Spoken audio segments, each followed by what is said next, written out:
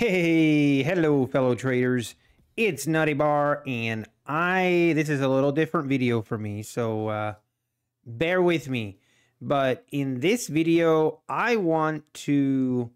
Darrell Martin did an interview, and John also didn't do an interview. John did a video that kind of addressed some of the probation status.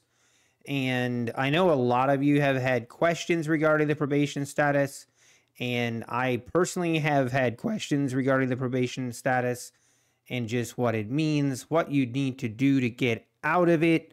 And there's just a lot of questions, and Apex hasn't been really clear on it, lack of communication, and I've been pretty critical of Apex regarding that. I do think they need to do better with their communication ahead of time. Before they roll out changes, they need to make sure they educate the public and educate your customers ahead of time and make people aware of what is happening. I think would be a really good start. Now, I am liking what I'm seeing as far as they are communicating. It sounds and it feels like they are understanding that they are lacking in this department. So my goal is I'm going to kind of scrub through the interview with Darrell. Basically, I have kind of timestamps that I'm going to go through, and I'm just going to let Darrell speak. I'm going to be taking some notes, and then maybe I'll give my thoughts on those notes a little bit afterwards, but I'm going to try to just be quiet as Darrell is talking. And then I'm also going to highlight a little bit from John, but kind of my goal is to not make this a 2-hour long video because Darrell's interview was about an hour long. John's video was only about 12 minutes long. But if I start talking and giving my thoughts as I listen to it, it's going to turn into a 2-hour video. So I'm trying to prevent this. I know this video is probably going to be a little bit on the longer side. Hopefully it brings value. I know a lot of you guys had questions regarding their probation status. So that is my purpose here, is just to give you guys information. Hopefully in the future, I don't have to do this. Hopefully in the future, Apex will give you guys the information ahead of time and make it so that you understand what's going on and we don't have to speculate and wonder what and why things are changing again. So I think this was definitely an eye-opening, and I think you know what? I'll be quiet. I'm going to play the video, and then I'm going to give my thoughts afterwards, and then you guys can all disagree and fight it out in the comments. I know that most of you are just ready to do that. So also want to give a special shout out to the channel. I will make sure to put a link to the video in the description down below. Out of Kufsa is the channel that interviewed Darrell. So shout out to him. And I thought this guy did a really good job with the interview. I think he asked a lot of questions that we have been wanting to know. I know there was another another interview done a couple days ago. Some of that was valuable. In that video, I'm not going to go over that video. That's like a 2-hour long video. I just don't have time. I will say a couple things on it just now before I get started. I did appreciate John taking accountability for some of the lack of communication and how kind of bad Apex has been with communicating these changes and updates and that type of thing, and leaving a lot of just speculation. So I appreciated him taking accountability for it, and hopefully we will see improvement going forward. So, all right, I'll stop my yapping.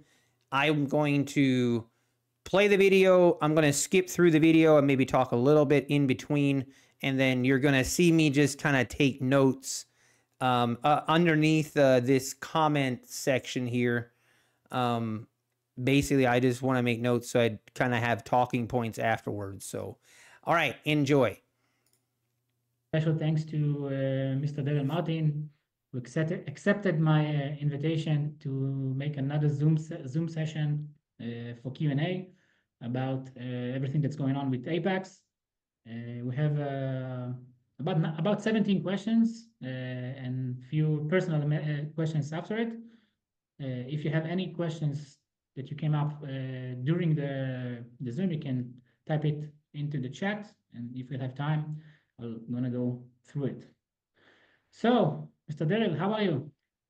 I am doing fantastic. How things going on in Apex? Things are going well. Things are going really well.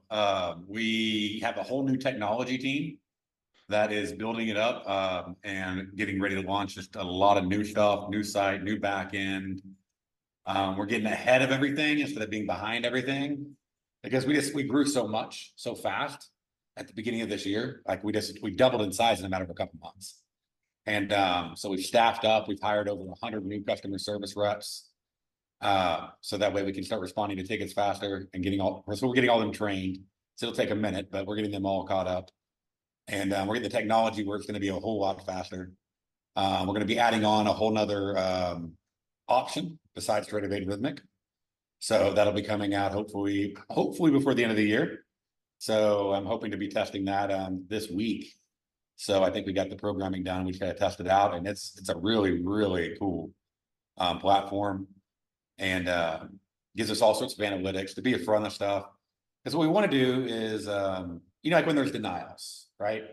We want to let people know, our goal is to let people know up front, hey, you violated this rule. Like, change this action before you come to your request for payout. So that way you don't get denied, right? Instead of you put it in, you're waiting for 5 or 10 days, and then you get denied. And you're like, well, I wish I would have known like 10 or 20 days ago. So we're trying to get it to where we can get everything up front and automate it. So that way, like, say somebody does DCA, we're like, hey, you did DCA once, don't do it again. But just a reminder of the rule up front. Because somebody, maybe they knew and they don't know, and stuff like that. And so just to get people like where they know what's going on their account as it's happening versus having to wait for a reply from a request. Because when you put that payout request in, you're expecting to get paid, right? And so we want to pay you. So we just got to have people follow the rules. And the reason the rules have come about is there's a lot of regulation coming. We just submitted a 30-page document to the CME. So, and they want to see a lot of accounts moving to live, okay? And not just staying in send. And so we're having to basically make it to where people who were using the account as sort of just a simulation, blow it, earn another paycheck, blow it, earn another paycheck, blow it, earn another paycheck. We can't do that if we're going to live, right? You need to be able to keep that account going. And so that's why a lot of the new rules have come about, because we're going to start moving we're putting the plan into place to where people will start graduating into live like constantly. So, and which we're pretty excited about. And that's where, most traders come anyways. Like, you want to trade live, but you don't have the money. Well, now let's get you to live, And so we're helping shape that regulation a little bit by having a lot of input on that. Not that we have any control over it, but, just, staying ahead of it and trying to make sure we're on the up and up in everything that we do. Oh, sounds great. You just answered. Okay, that's the first section that I kind of wanted to go over. So just kind of an introduction. Darrell talked a little bit about a new platform. That'll be interesting. I think that'll be interesting, and I can only imagine. The bugs that will have to be worked out on that. I loved hearing about the proactive denials. I think that's something I would love to see. Basically, I think what he's talking about is just, if you break a rule, that it will let you know, I don't know, somehow through email that, hey, you broke a rule today and, XYZ, make sure you don't do that again, or something where it's proactive and that you're not waiting for you're waiting for approval and then get the denial. I think the proactive denial would be great. It's pretty interesting. So one thing that I found really interesting was that they just submitted a 30-page document to the CME, and that regulations are coming. we've been talking about that regulations are coming, and this interview kind of confirmed that regulations are coming, and a lot of the changes I think that we're seeing is because of that in mind and getting ready for regulations that are coming.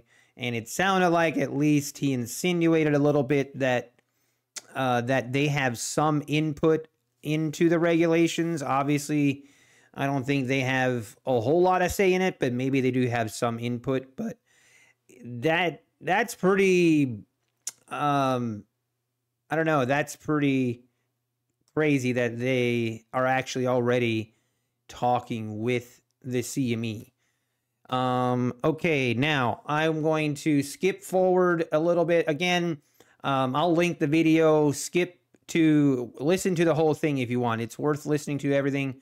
I'm just trying to cut out the time and get kind of the important parts. Darrell talks for about 2 minutes regarding the bonds, and I just thought it was interesting and worth at least sharing. Find new ones. It seems like every week. But you know, we try to make it really easy, and some people have taken advantage of that to where they're trying to make it, okay, how can, instead of me making this a trading career, you know, where I can make money on a consistent basis, how can I just work this system to pull money out? You know, we're not trying to be a casino. You know, we're trying to be a trading platform to empower new traders and existing traders to be able to trade in live accounts without having to risk their own money in the process, and to be able to do that over a long period of time. Okay, sounds great. Okay, here's the question on bonds. Regarding all the situation with the bond futures, can you elaborate a little bit about what happened and why did you decide to cease the trading on the bonds? And do you have anywhere in the future intention to bring them back again? Right now, there is an error in the bond futures. It's not really an error. It's the way that the CME calculates the settlement of each contract order. Okay, and in live, it wouldn't matter, but in simulation, it allowed people, and there was about 100 traders that figured out. Probably a couple traders that then spread it to about 100 traders that figured out how to manipulate it in the sim environment. And so they were literally manipulating the bond settlement method to be able to grab like 2 ticks above the market and sell it, 2 ticks below the market and buy it. And until the platform fixes that issue to make it a straight, you know, order matching process, then it won't work on sim correctly. And we're not the only company, I don't know if you know that, but there was like half a dozen companies that stopped trading bonds because of this, because we made an announcement about it. So basically there is due to the way it's settled, it's really complicated, but due to the way it's settled on the fill prices where it uses an average versus an order matches order, it allowed a simulation loophole. And so people were going in and basically just like, you know, taking money out of the system, not really trading it, but just taking it out based on the loophole. And so we had to shut it down until the platforms get that corrected. Okay, that basically was it for that. Yeah, that pretty much answers that. So now I'm going to skip forward, and Darrell's going to take some time. He's going to talk about, there's a lot of different things he's going to talk. This is about a 15-minute span that we're going to listen to. I know it's kind of long, but I do think it's worth it. Again, yeah, this video is going to be a little bit long. I apologize. I don't know how else to do this. This is not pre-recorded. This is me doing everything live. So I guess bear with me. And here we go.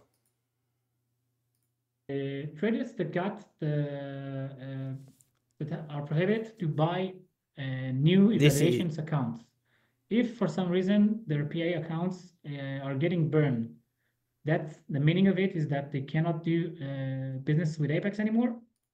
Sorry, so just to clear up what the question was. The question was regarding probation and not being able to purchase evals. That was what the question was about. Well, there's 2 reasons for that. One is either they're going in and they're earning and burning their PA accounts, like they've earned and burned like 100 of them, They'll go in and they'll make $2,000 below the account, do another evaluation, make $2,000 below the account, do another, make $2,000 below the account. And that's literally all they do. Okay. They're not trying to have any consistent long-term trading, or they're about to be moved to live and we're evaluating them, and you can't have evaluation and evals at the same time. So we're about to move you to live. And so we're just monitoring you for consistency. And we don't want you spending money on something that you're not going to be able to use. So if a situation like this happens, it means that the trader cannot continue to trade with Apex, right? Now they'd have to make an appeal if they blew all their PA accounts.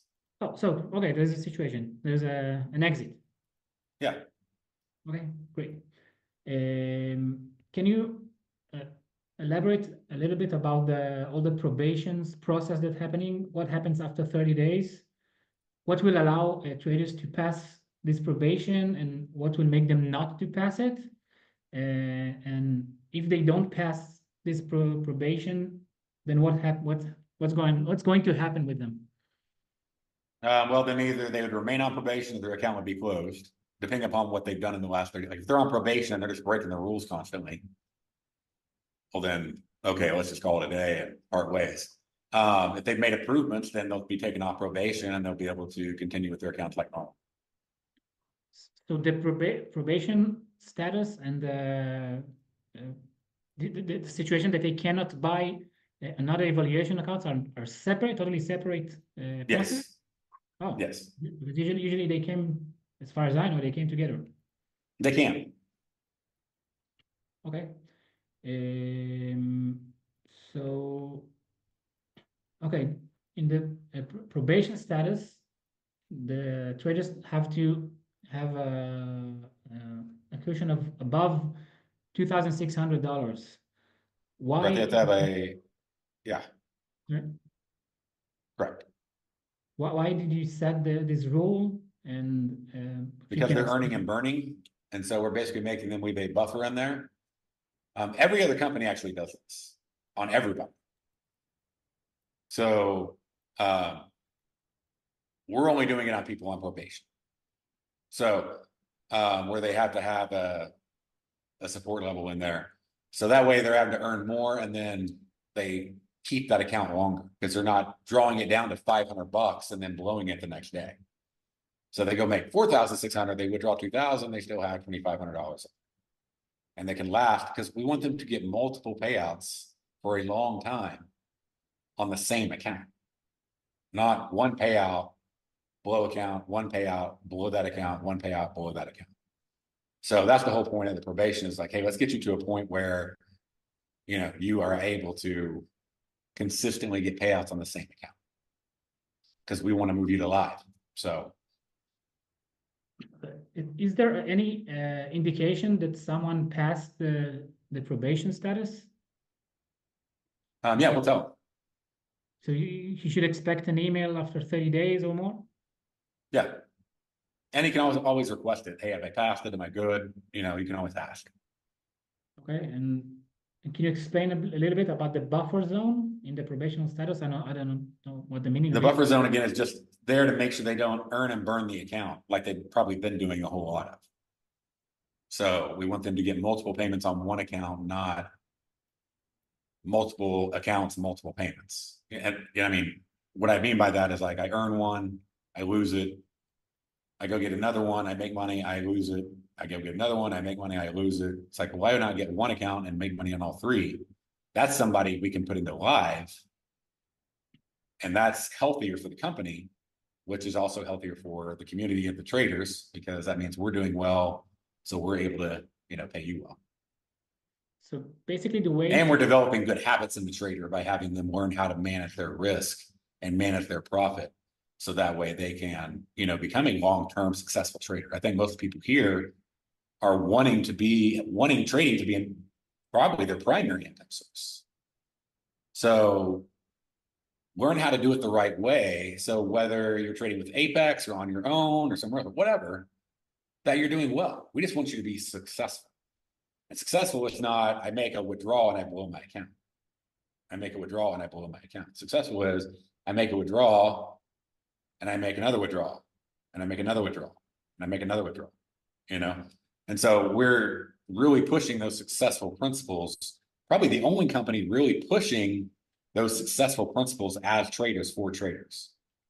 So many of them are out there, like they'd rather you blow through and blow through and blow through and blow through, you know. Again, regulation isn't going to allow that very much longer. Okay, we know this. We're talking to them. And they're not going to allow these companies, like these companies don't even have path to life. They're just going to be shut down. You know, and even the platforms are starting to vet. They're just now starting to vet who they're allowing to come on. So all these pop-up fly-by-night companies, you know, most of them are going to be gone. And a lot of new ones are no longer going to be forming because they're starting to deny people. Because we want to keep the industry clean because we don't want it to be over-regulated. So we got to make sure we have a good, clean industry to work with. And, you know, the CME goes, are you creating live traders? You know, are you creating volume for the exchange? Or are you just creating a video game? Which one are you doing? You know, and so they want to see a path that the company has for creating volume on the exchange. That's the reason that the prop firm companies should exist, according to the CME. And so we have to go, okay, if we're going to move people to live, then we got to make sure that they trade like a live trader should be trading. And so that's the reason for the rules, is to, you know, help develop traders and make them better. And I've had a ton of people talk about how the rules have made them much better traders. So not like doubling down, DCAing 10 times over. It's like, yeah, it works 9 out of 10 times, but the 10th time you blow everything you ever had, you know, stuff like that. It's a question about when people got denials and they get like a title like risk management, and they're asking if you can on the team can be more specific, or maybe show them about a trade that they've done, so and instructions about how to fix it, because many times they get a denial reason and they don't know exactly what to do with it. They don't know how to fix the situation. They're not sure about the rule they have broken. So okay, so it's not specific enough. Yeah, exactly. Okay, yeah, let me bring that back to John and see if we can get. I know some of the reports are being made to make that easier. And again, the big report. Remember, the big thing I was telling you is what we're trying to do is get to where the reports are able to tell you what happened before you ever even get to a payout request. So those reports will be like, hey, this trade, this example, this, you know. So that is coming, and it's coming to be faster than after you requested money, which will be a lot more helpful for you as a trader. But let me see what we can do about getting specific on the denials themselves. So before we get to that point, but we're trying to get to that point where we can automate this entire process and people will know what's going on their account before they ever get to the request stage. So that way they don't have any guessing or wondering or stress of, am I going to get approved or not? You know, the idea is my goal is if you got to the point where you could request a payout, it gets approved. So we've given you enough notice on everything that you should know. So not where you're worrying about getting approved. And again, remember, there's, you know, $30 million being approved every month. So we do hear about the denials, but there's a lot more people being approved. Okay, after someone got a denial, can he just trade another 10 days and follow the rules? And then the second time he requests for a payout, it's supposed to be okay, right? It should be, yeah. Sure. Great. Since you mentioned the regulation, so do you think the regulation in this field will going to hurt the traders or will be benefit? And I understand that all the probation status are related to the new situation that's going to be after regulations will step in, right? I think it'll be good for the traders. One, I think it'll get rid of a lot of the scam companies that are out there. And it'll look for companies with best practices. So like Apex is putting best practices. We're putting rules into place that traders should be using in their own accounts. So, and some people don't like that. They're like, I want to trade the way I want to trade. The way you trade blows all your accounts, and that's why you're with us. So we're trying to teach you how to trade better, you know? Um, That was a burn. and so I think it's going to clean up the industry. I think it's going to make I bet there will only be a handful of companies that survive, like maybe 3 or 4 that survive the regulation. And that those companies will be enforcing more rules like we do, because they'll have to be able to keep up. Because CME wants to see best practices. They want to see a service that's helping traders, helping the exchange, get volume, everything else, and not just evaluation mills. So the regulation is from the SEC or from the CME or from which? It'll probably come from the CME. CME. So basically, the partnership with the CME is their intention to add more volume, more traders to their stock exchange, right? Yeah. Great. You have any new ways about enforcing the rules, or do you have any intention about getting people to have more multiple accounts or less multiple accounts? Like, what's the direction that you think that we're heading to? We're seeing how, as we implement these things, how they go. So, I mean, if somebody's on probation, we may limit the number of accounts they can have. But beyond that, I mean, I'm still okay with 20 accounts for PA accounts. And then, we may limit the number of evaluations to where you can only have 20 at a time. You have as many as you want, but 20 at a time. Because some people get like 100. And those are the ones that are earning and burning, right? They're just like, okay, I burned it, I don't care, I got another one. I earned it, I burned it, I don't care, I got another. And those are the people they're working the system. They're not trying to become good, consistent traders. So, and I mean, we're passionate about making good, consistent traders, and that's what we want to do. And we're not, the evaluation, I mean, it's really simple. It's made just to be, can you make so much without losing so much? There's really not much around that. But once you start getting paid, it's like, okay, now you got to start acting right. We know you can hit the right buttons. We know you know how to make money. We know how to not risk money, stuff like that. And we can make the evaluation a whole lot harder, but then you're paying all this money for evaluation with no opportunity for profit. So we keep the evaluation simple and then give you the opportunity to earn money, but with some guidelines that any good trader should actually want to, embrace.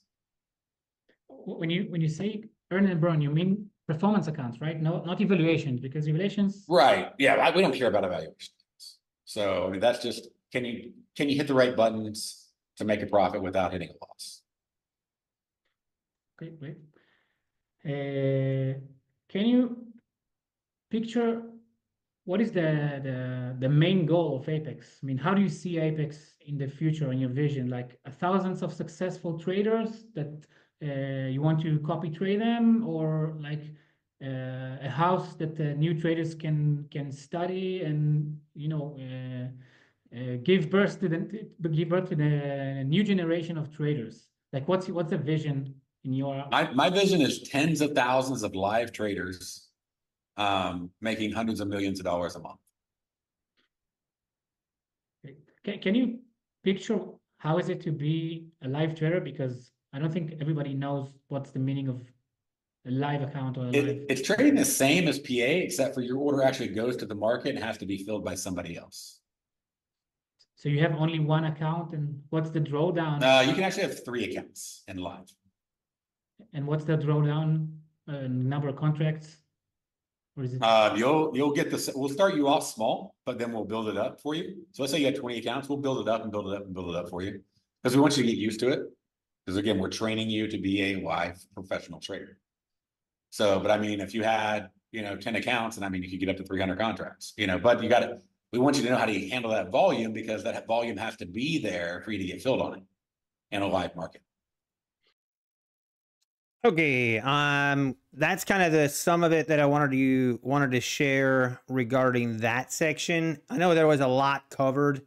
I'm just gonna kind of skim through it.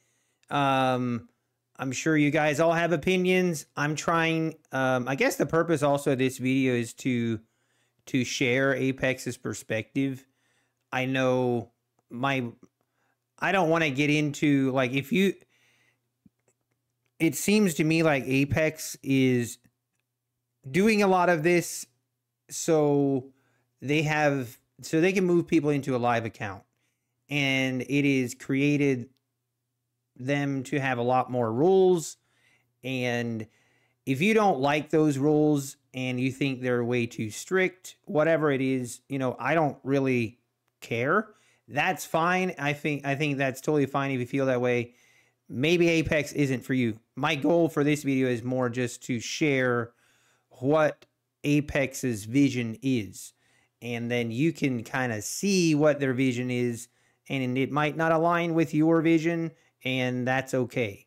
But kind of going through some of these points, obviously the probationary can't buy evals. That seems to be cleared up a little bit. Basically, you're on 30-day probation. I know the email said something about you can't buy evals until 2028, that or 2026, whatever that year was, but that is more just a placeholder. That is basically if you got a probationary email, and I'll go into a little bit more on John's video on this, but again, do I think that there have been people that have been denied a payout that didn't do anything wrong, that kind of got caught, collateral damage? Yeah, I do. I do think there were people denied probably that shouldn't have been. If you do feel that way, it sounded like you can appeal that decision they have a compliance department. I think the email is compliance@atf.com, I believe. But for the most part, people that got denied, it's because of risk management. And I want to talk a little bit more on risk management later in the video. Let me not get ahead of myself here. But regarding can't buy evals, so if you pass the probationary status of 30 days and you follow all the rules, then your probationary status will be lifted and you'll be able to continue to trade as normal. And that does include purchasing evals. So that kind of cleared that up. Then, yeah, regarding why after 30 days you can remove from probation if you follow the rules. And then the buffer for the probation, obviously the probationary status, it can, maybe you were one of the people that are actually being evaluated for a live account. That is the other option if you're on probation. My personal opinion is that was probably the minority. I think probably most of you that got the email or that are on probation, whether you agree with it or not, Apex flagged something in your account that they didn't like, and that's why you're on probation, and they just want to see you, do something that, to follow the rules. Now, what exactly that was, I thought the guy asked a really good question regarding being more specific on denials or reasons for probationary status. My opinion is, getting an email that just says improper risk management doesn't give you a whole lot of information. I mean, it kind of does. I'll go into it a little bit later in the video where I think this is what they're talking about. And the improper risk management, I think, is what affected the most people. So I will talk about that a little bit later, but obviously I would love for them to be more specific on denials and more specific when you get put on probation. I love the fact that their goal is to be proactive on denials. One thing I found kind of interesting, I don't know if you guys caught this, but platforms are vetting. Basically, Rhythmic and Tradeovate is being a lot more picky with which prop firms they're going to allow access to their product. And they don't want to give access to products because that are maybe a little bit shady, because they will also be under scrutiny when regulations come in. And I don't know if you guys thought about it or not, but there was one certain prop firm that was denied the ability to offer Tradeovate as an option for their platform. So I don't know, maybe that was just weird timing. Regulations, yeah, the question, is it good or bad? only 3 or 4 will survive. Obviously, I feel, Apex going to be biased toward that. Interesting. So 20 accounts sounds like that's going to be fine, but they might limit you to only having 20 active evals at a time. I think that's a great idea. If they're concerned about people burning and earning all the time, I think that's a great idea. Also, I see a lot of comments about people, oh, well, they should have the same rules on evals. I disagree. I think you can treat those evals the same way you want to treat a PA if that's what you want to do. No one's preventing you from doing that. The same people that are complaining about the eval not having rules, I feel like would be the exact same people that would then accuse, if Apex would make the rules the same for evals, it would be the exact same people that would then complain and just accuse Apex of trying to make evals difficult to pass. And then it's the only reason they're doing it is just to collect more fees. So it's like you can't win with a certain group that, I think that's a bad argument. I think if you want to treat an eval the way that you want to treat a PA in order to give you better practices, there is no one preventing you from doing that. I thought it was interesting that you can actually have 3 live accounts. I never knew that. Learned something. So now I just have one small little tidbit that I wanted to still show toward the end. This is Darrell. He asks him about straight to funded. I just thought I'd share that as well, what their thoughts are on straight to funded. Yeah, biggest payout by any prop firm in history. So those rumors obviously would be based on false information. Do you think that somewhere in the future Apex will allow to buy direct performance account without evaluation in exchange for more money, or? That's got to be up to the CME as we're working with them if they even like or approve that model. So far, we don't think they do. Okay, 1 second. So that was basically it. Yeah, right now it looks like, yeah, their opinion is he didn't really just like flat out deny they would ever not do it, but basically, they don't think the CME is gonna approve that, but I guess we shall see. Okay, I wanted to show a little bit from John's video. So this is regarding the risk management, and I wanted to spend a little bit of time talking about this. So I saw a couple Discord groups and different people that were under the impression that as long as you hit your profit target, it wouldn't matter how much you went in drawdown, that Apex can't see that. And this risk management, remember, the main thing that that I want to focus on is Apex has a very clear rule regarding risk management that they want to see no worse than a 4-to-1 risk to reward ratio. What that means is they don't want you to be risking a $400 loss for a $100 winner. They want you to have no worse risk management and no worse risk to reward than 4-to-1. So they don't want to see you have a stop loss of more than $400 to get a profit of $100. Now, I want to make one thing clear is, of course, everyone always kind of freaks out about that. There are obviously, there are certain cases where you might go 5-to-1, whatever that might be. I don't think that's going to be an issue. But what I'm going to show here, this is what Apex is looking at.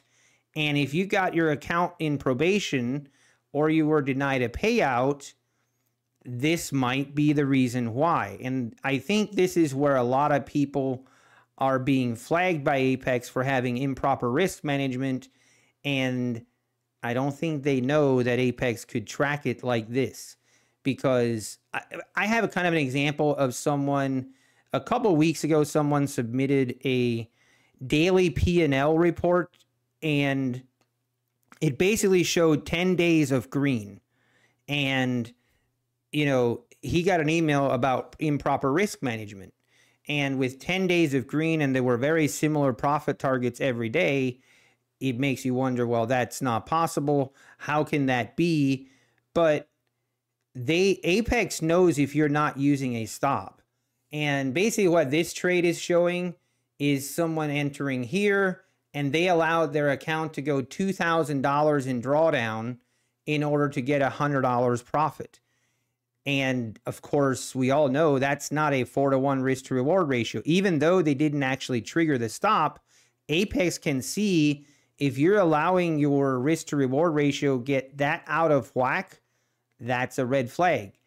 And this, I mean, John talks about it a little bit. I wasn't going to spend a lot of time on it. The big one is just simply this, risk management, right? I'm going to let him talk a little bit. You know, in our rules, you can go to the FAQ, you can go to the consistency section. It's all written out. There's videos about it. We talk about, you know, don't go over a like 4-to-1 like scenario, meaning if your strategy or system that you've back tested and you've got your results of what's the win rate, if I follow these rules, go for this amount of profit target, go for this stop, that's a system. Let's say your profit target's 10 ticks, $100, let's say. All that we're saying is, like, don't risk more than $400, because if you run those numbers, it just doesn't work out for you if you go beyond that. That's the biggest thing that we see, and that's something that gets flagged for. Example. So obviously, like he just reiterated, you know, now I'm going to go he shows another account here. So this I felt like, I wanted to show the improper risk management. So this is this guy's P&L. So he has a P&L day of $100 and then a $700 loss, a $100 winner, $180, $100, $100, $100, $150. You know, at a glance, this looks like this guy is being very consistent, and you don't see any red flags for inconsistent and improper risk management. But here, this shows the drawdown that he went through just to get this amount of profit. And you can see very, like, across the board, you know, $2,400 in drawdown here, $2,300 in drawdown, $2,800. And you can see the pattern. So obviously, well, that shows you way more. And I don't think most people realized that Apex had the ability to track that risk management. That basically confirms to Apex that you're not using any sort of stop loss. Again, Apex doesn't require you to use a physical stop loss. You can use a mental stop loss, but you still have to be following the 4-to-1 risk to reward ratio. And again, you know, I'm sure we're going to have a lot of people in the comments saying that's stupid and Apex shouldn't care. They shouldn't care how we trade. They shouldn't care how we get our profits. And if that's your opinion, I'm not even saying you're wrong. But obviously Apex does care. And, you know, their argument is that, hey, we care because if we're going to move you to a live account, we do not want those types of traders. And again, this is where me personally, my opinion, a good trader doesn't do this kind of risk to reward ratio. Find me a successful trader that has this type of risk management. They don't exist because they blow up. So I don't think it's a reach. I don't think it's extreme for Apex to want to implement and get people and get traders to have proper risk management. I don't think that is a hot take. And to be honest, it shouldn't really be an issue for those that are trading correctly. So I don't know. That's my take on it. I really don't think it's that big of a deal. But I wanted to show this because I think this is where I think a lot of people are getting flagged and they don't know it. I made an analogy today on stream that Apex gives you a Lamborghini that you can go 200 miles an hour. Doesn't mean you should. And you know, you might have thought there's a flat stretch somewhere and there's no cops around and you can get away with it. So you go 200 miles an hour and then you get home and you realize you get a ticket in the mail and there was a camera there that captured your speed and now you have a ticket you have to pay and you're upset. But the bottom line is you still broke the rules. You just thought you didn't get caught, but you actually did. But I say all that with this in mind as well, because I do think, like, if you feel like you were denied a payout or put in probation and you do not do, like, for no reason, and I get that all the time, I do think that can happen. And I don't want to group those people in with the people that know they broke rules and they're just trying to say they didn't because everyone claims they didn't break a rule. But hey, I opened my email up, and if you really want to stand behind the fact that you did not break any rule, send me all your trade logs and everything. I will look at it. Not saying I can do anything about it, but if I see 0 issues, I'm going to do whatever I can to make sure that it gets corrected.